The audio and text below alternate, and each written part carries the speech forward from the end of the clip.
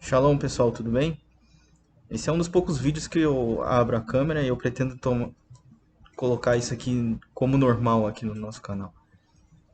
E eu tô abrindo aqui a câmera para falar com vocês olho no olho, porque é um tema muito importante que eu vim tratar. É um tema para as pessoas que já estão estudando a Torá, então não é para as pessoas iniciantes. De um questionamento que eu fiz, surgiu de um questionamento que eu fiz, porque eu tenho percebido que não tenho evoluído como deveria. E quando eu tô falando de evolução, eu tô falando de evolução espiritual mesmo. Nessas últimas 2 semanas eu percebi que não tenho evoluído como eu deveria evoluir, no sentido de que nós estamos falando de se parecer com o Criador, né, e de se aproximar dele. No mundo espiritual, só lembrando desse conceito, não existe, vamos dizer assim, distância. Pode existir algumas camadas, mas no geral tudo é o eterno. Então não existe distância de um lugar para outro no mundo espiritual. Isso eu estou falando num nível mais acima, tá? Eu sei que no mundo espiritual, às vezes, você pega o caso GQM, as pessoas andam pra lá, pra cá, vai pra lá no universo, não sei o quê. Mas eu tô falando no nível muito acima. Quando a gente tá falando de aproximação, nós estamos falando de coisas que se assemelham, de coisas que se parecem. Então a gente entende que quem está mais perto do Criador? Quem está mais perto do Criador é quem parece mais com ele. Quanto mais você parece com o Criador, isso eu estou falando de caráter, eu estou falando de atitude, julgamento, o jeito que você julga uma pessoa, o jeito que você tem misericórdia com uma pessoa, isso aí vai ditar se você parece ou não com o Criador. Aí, como é que eu sei como o Criador pensa? Tá na Torá. Você olha a Torá, você estuda a Torá e você entende como ele pensa, como ele é, por exemplo. Por isso que a Torá não é só um livro de leis. Ela é um livro de história, e aí vem as leis, e aí tem mais história ainda que é o Tanakh, né? Então é para isso que serve, porque ali a gente sabe quem é o Criador, o que, que ele acha certo, o que ele acha correto, o que ele perdoa, o que ele não perdoa. Então, quando eu tô falando de evolução, eu tô falando disso. Eu tenho percebido que eu bati numa parede, vamos dizer assim, e talvez isso foi muito bom, porque eu aprendi uma coisa que é essencial para nossa vida, em relação ao Criador, e que eu não quero só guardar para mim, eu quero passar para todo mundo. Foi uma coisa que eu aprendi para mim, que é uma coisa importante para mim, mas que eu posso levar para todo mundo, inclusive para vocês. Por isso que eu estou gravando esse vídeo. Inclusive, na nossa paraxá, a gente entendeu uma coisa que é muito interessante, que é o Cohen Gadol, a família de Aharon. Eles têm leis que são só para eles. Leis que não se aplicam a todos os israelitas. Por exemplo, a gente estudou que a família de Arão não pode casar com uma mulher que era viúva e nem pode casar com uma mulher que já teve um marido divorciado. Ele só pode casar com uma mulher virgem. Ele não pode se impurificar por causa de qualquer pessoa. Tem leis para isso, o que ele pode ou não fazer. E são leis que excedem o israelita. E a gente já estudou sobre isso, por que existem essas leis. Quanto mais leis, significa maior é a relação do Criador. Então, o israelita, ele pode casar com uma mulher divorciada sem nenhum problema. Não existe essa lei para ele. E é importante que isso exista, né? Porque num sistema de, lembra, de escadas, se todo israelita não puder casar com uma mulher divorciada, essas mulheres, né, que acontece o divórcio, infelizmente, por causa da maldade do homem, essas mulheres não vão casar mais com ninguém, e seria um desastre. Então, por causa da maldade do ser humano, como as pessoas casam, e muitas vezes casam por impulso, casa por interesse, a mulher casa por interesse no dinheiro, o cara casa por interesse no corpo da mulher, enfim, existe uma série de coisas que levam um casamento errado. Por causa disso, por causa da condição do ser humano, então Hashem não pode chegar e falar: todos os israelitas só casam com uma mulher virgem. Não pode. Então o israelita comum pode casar. Não tem problema. Mas o Cohen, a família de Aharon, que é a família mais santa, que está escrito isso na Paraxá que a gente estudou, a mais santa, a mais separada de Israel, dentre todas as famílias, essa família não pode. Essa é separada. O Cohen, ele só pode casar com uma mulher virgem. E simples assim. O Cohen não pode se impurificar por qualquer pessoa que morreu. Simples assim. ele tem mais leis, porque ele está mais perto do Criador. Ele tem um relacionamento maior. É ele que entra no dia de Yom Kippur, por exemplo, no Kodesh HaKodashim, que é o Santo dos Santos. Então ele tem um peso maior e ele precisa estar puro, maior. Ele representa Israel. O Kohen Gadol é o homem mais santo de Israel. É o mais separado. Lembrando que santo significa separado, tá? Ele simplesmente é mais separado do que todos. Assim como na relação de escadinha, né? Tem o Kohen, Israel e aí tem as nações. A gente sabe disso, que existem leis para Israel que não se aplicam às nações. Por exemplo, um estrangeiro, ele não pode guardar o Shabat. Isso não tem conversa, isso aí foi dado para Israel. Israel é separado das outras nações e ele tem leis só para Israel, que um estrangeiro ele não pode obedecer de jeito nenhum. Assim também como por conta dessas leis existem promessas que são para o povo de Israel e nenhum outro povo pode usurpar. Aí você tem que parar e lembrar das nossas paraxás, ou parashiot, tanto faz. Por que a gente chegou nesse conceito e como a gente construiu isso? Por que isso é necessário? E a realidade é uma só. Isso é necessário porque o Eterno ele trabalha dessa forma com filtros. Porque quando um homem se aproxima do Eterno no sentido, né, de se relacionar com ele, ele também troca informações. Assim como um homem e uma mulher, quando eles se relacionam e se casam, né, se relacionam, eles trocam informações, eles começam a se parecer. É uma relação de ida e volta. E essa relação de ida e volta envolve tanto o caráter do Criador como o seu caráter. Não que o Criador mude. Porque é justamente por isso que existe esse filtro. Por quê? Por exemplo, se você é um cara orgulhoso e você se relaciona com o Criador no nível, vamos dizer que não exista nenhum filtro, você não precisa mudar nada. O Eterno vai deixar você ser orgulhoso e se aproximar o máximo possível. Logo, a fonte divina, que é o Criador do universo e de tudo que existe, ele também vai se sujar com a sua característica fora de controle. Agora imagine o Criador do universo se sujando. Né? Seria terrível. Imagina o Criador do universo se tornando, adquirindo de você os seus erros. Seria terrível. Então, por isso que existe esses filtros para proteger a presença divina de qualquer tipo de erro. Você só se aproxima de mim. É como se o Eterno estivesse dizendo, né? Você só se aproxima de mim se você parecer comigo. Ou se você se tornar como eu. Existe um vídeo só falando sobre isso. Né? Você precisa se tornar como eu. Ou seja, adquirir as minhas qualidades. Por isso que existem esses filtros. É por isso que tem que haver separação. Okay?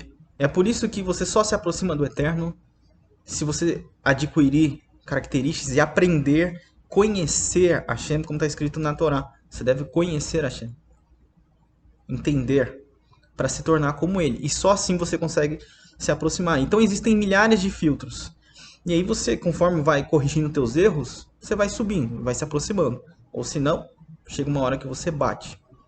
Existe um conceito no judaísmo que é muito bom, eu gosto, que é um conceito para a gente saber o que é verdade e o que não é.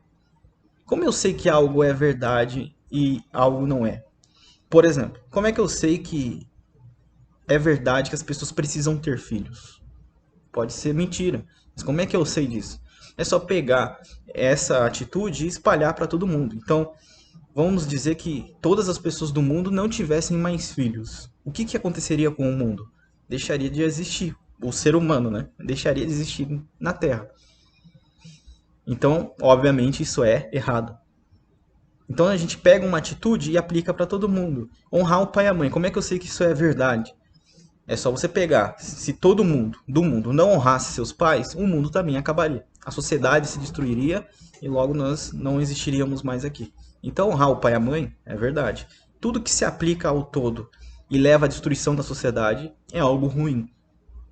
Aquilo que preserva a vida é algo bom. Se todo mundo honrar o pai e a mãe, beleza.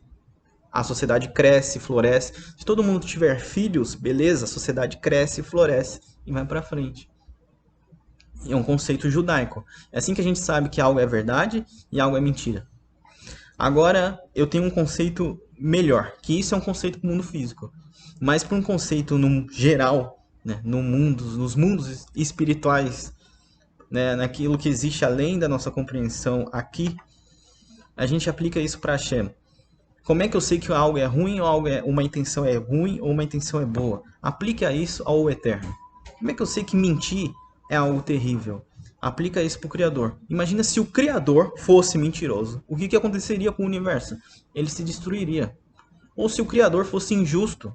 Ou se o Criador fosse orgulhoso como você é, ou mentiroso, ou enganador, sei lá, invejoso. Já pensou nisso? Seria uma destruição só em todo o universo como um todo. Então assim eu consigo enxergar. Por isso é necessário esses filtros.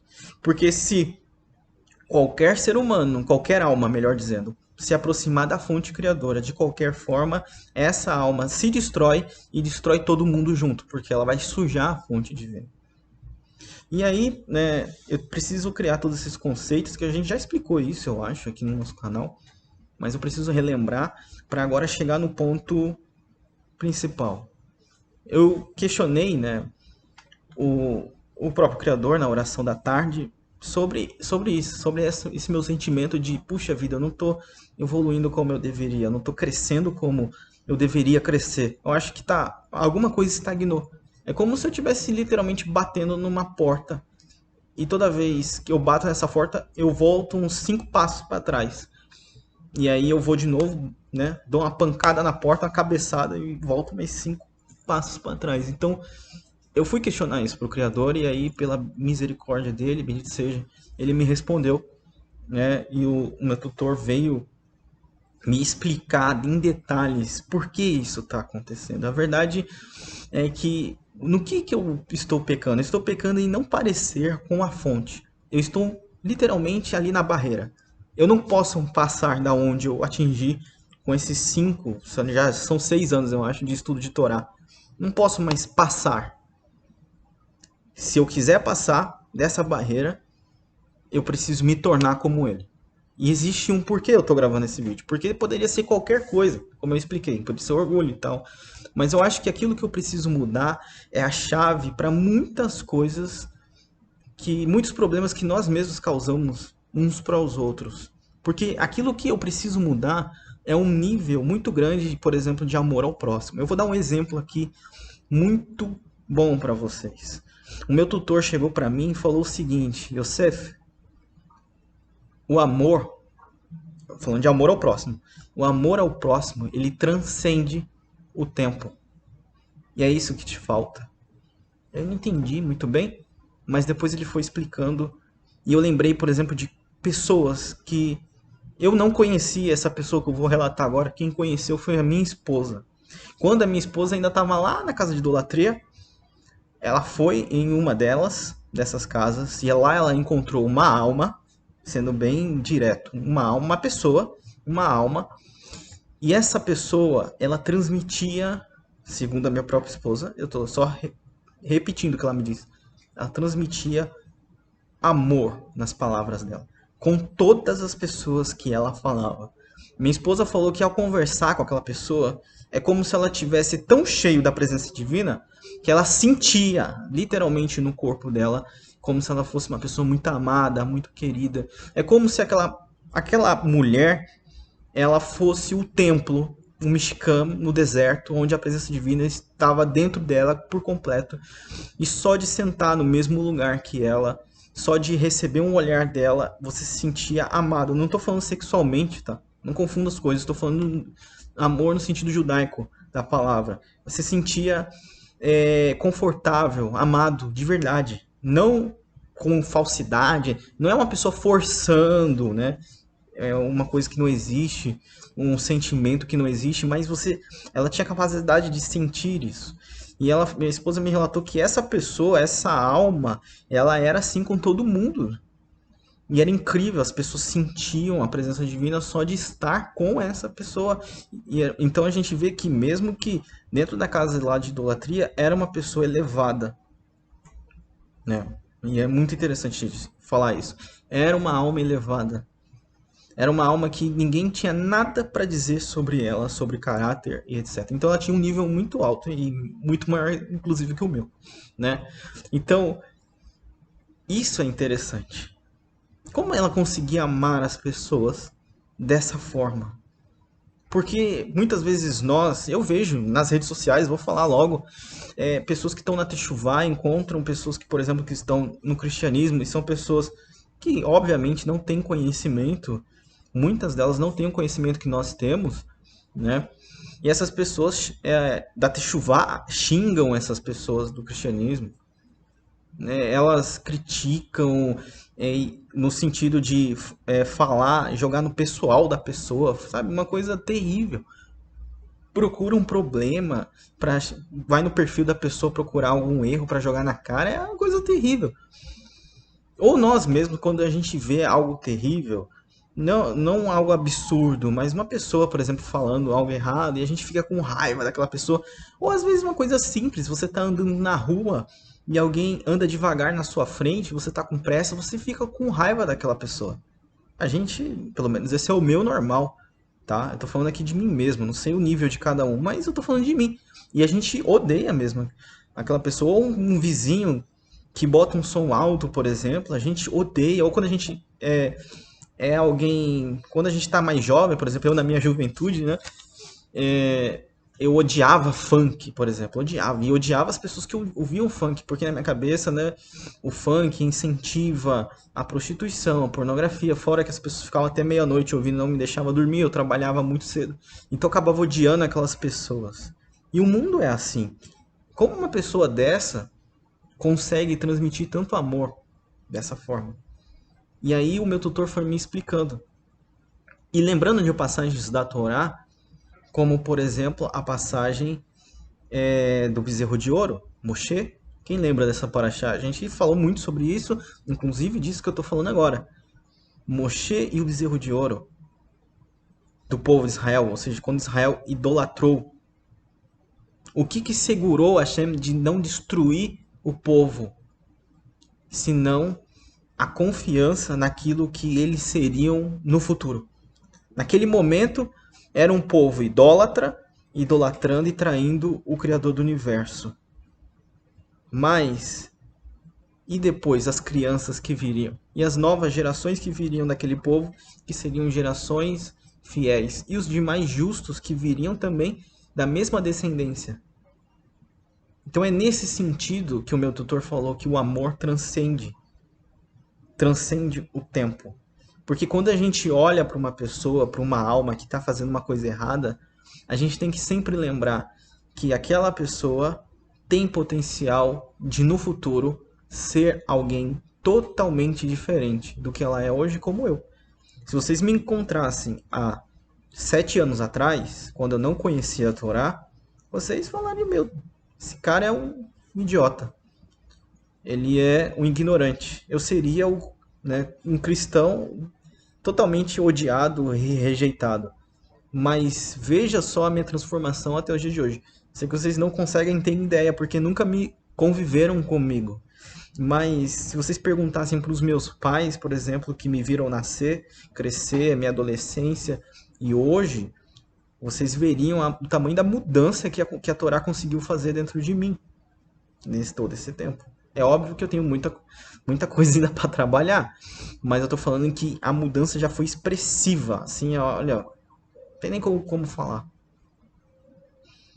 Então, olhar para uma pessoa que está fazendo uma coisa errada e entender que aquilo ali, aquilo que aquela alma está passando e está fazendo é uma coisa que aquela alma precisa passar, precisa fazer para que ela tenha essa experiência e que ela possa aprender com os erros dela e evoluir e que no futuro talvez ela não seja mais a mesma pessoa com os mesmos pensamentos e seja alguém totalmente diferente.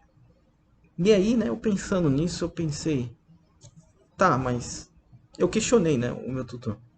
E Yeshua, por exemplo, que foi lá no templo, né, deu uma cajadada em todo mundo, e o próprio Eterno, né? Quantas punições Hashem não pronunciou sobre o povo, sobre um monte de pessoas fazendo o que é errado.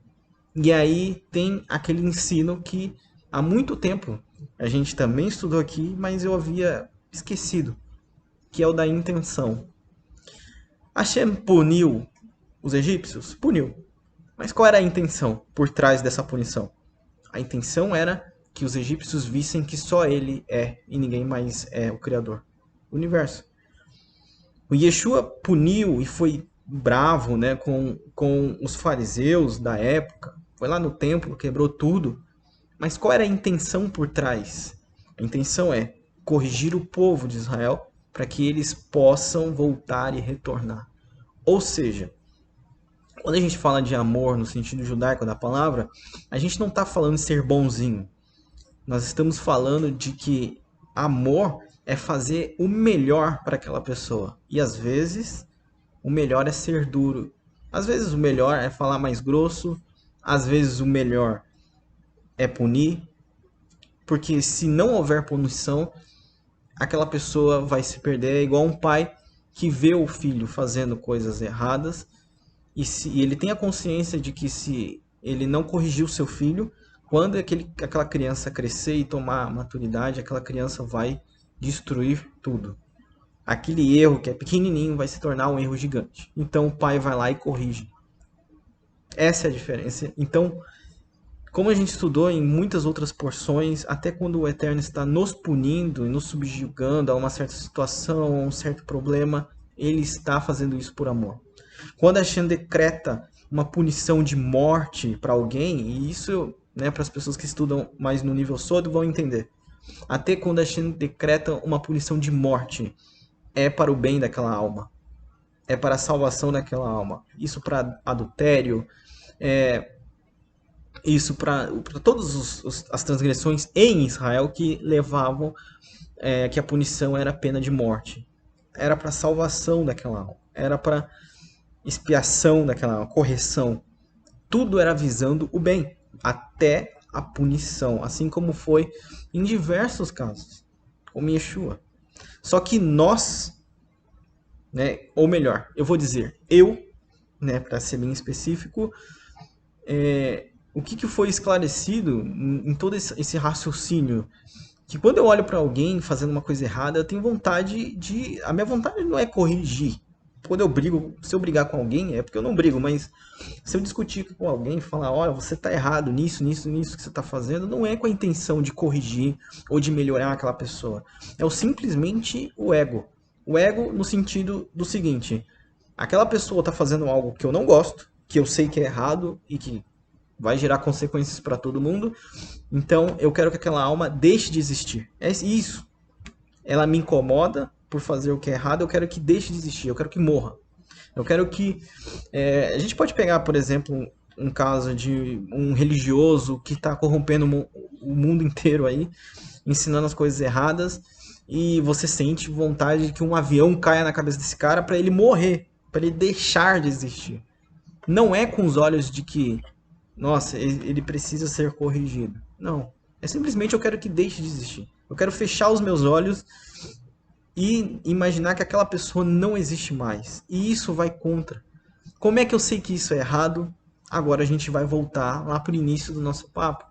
Aplica isso ao Eterno. Imagina, por um segundo, se Hashem, que é o nível mais alto do mais alto, muita gente vai sair desse mundo com o nível alto. Eu concordo. Desse mundo.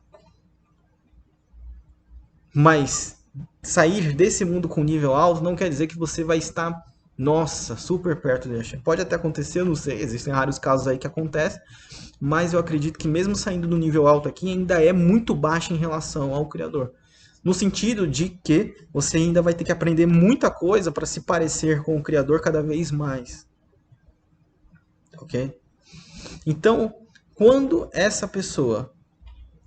Melhor, voltando ao raciocínio que eu me perdi. Mas imagina se o próprio Criador fosse assim. Ninguém é como ele. Até mesmo os Salmos falam que não existe ninguém além dele. Ninguém é comparado a ele. A justiça do Criador é perfeita. Você já imaginou isso? O caráter e a misericórdia do Eterno é perfeito? Já passou pela sua cabeça o que significa isso? Todos são diferentes dele. Imagina se Hashem, por um momento, pensasse como eu, por exemplo. Ah, eu preciso destruir aquele que é diferente de mim. Ninguém ia sobrar. Ninguém. Ninguém. No universo inteiro, todo mundo desapareceria num piscar de olhos, porque ninguém é como o Eterno. E mesmo assim, mesmo Hashem sendo a fonte criadora do universo, e todos sendo como ele, o diferente dele, melhor, todos sendo diferente dele. Desculpa aí se estiverem ouvindo barulhos aqui, mas voltando aqui ao raciocínio. Mesmo que todos sejam diferentes dele, Hashem suporta a todos. Hashem realmente suporta a todos. Hashem ajuda desde a alma mais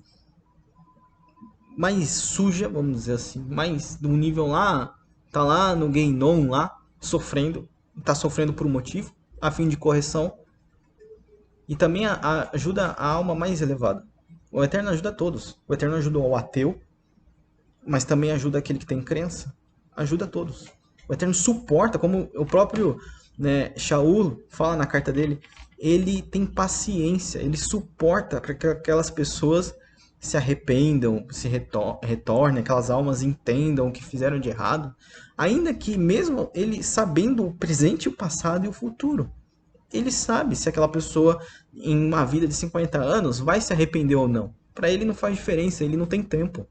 Mas mesmo assim ele permite, por ser justo, que aquela pessoa viva 50 anos e não tenha nada o que dizer. Ou seja, o Eterno, ele é não digo nem ser, nem homem, nem nada, mas a Torá usa como homem, só para exemplificar, eu vou usar também, mas é como se ele fosse o homem mais paciente, mais compreensivo do universo. Imagine eu não posso me aproximar no nível que eu tô se não houver essa compreensão. Então isso é uma compreensão não só para mim, mas para todos nós. Não podemos nos aproximar do Eterno se não compreendermos o momento que uma certa alma está vivendo naquele momento. Se é um problema que ela pode ser hoje e amanhã não mais. Por isso que o amor transcende o tempo. O amor transcende o tempo. É difícil isso, eu falo pra vocês, isso não é fácil porque você acaba odiando as pessoas, às vezes por detalhes. Como eu disse, a pessoa andou na sua frente devagar, você acaba olhando para aquela pessoa e odiando ela. Você acaba sentindo dentro de você ódio. Alguém te prometeu uma coisa, não fez. Existem diversas situações, micro situações que acabam gerando esse sentimento de ódio. Então isso é muito difícil. Entretanto, para que eu consiga ser como aquela mulher que eu citei para vocês, que a presença divina, as pessoas sentiam só de estar como ela, é necessário que eu aprenda isso. E eu fico feliz de ter a oportunidade de compartilhar com vocês. Esse era o vídeo. Que o Eterno abençoe todos. Até a próxima.